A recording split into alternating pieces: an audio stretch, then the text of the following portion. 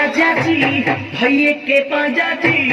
मजा में हमारा के देनी हो सजा जी थोड़ी बचतनी मालैया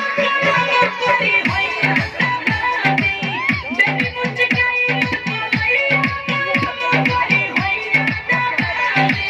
राती के राजा जी भैये के पाजा जी मजा में हमारा के देनी हो सजा जी थोड़ी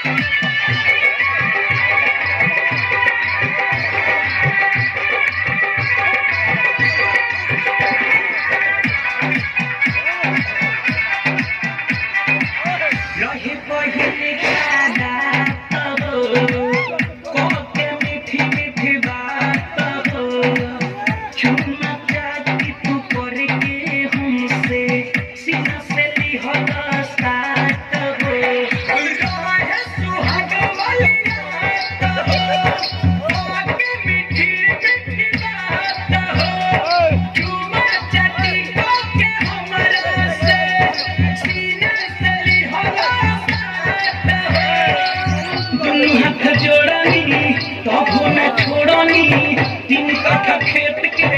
खूबे नुकोनी गौरता होई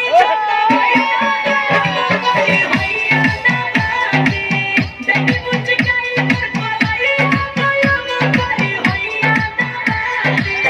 राती के राजा जी भैये के पाजा जी मजा में हमारा के देनी हो सजा जी भोली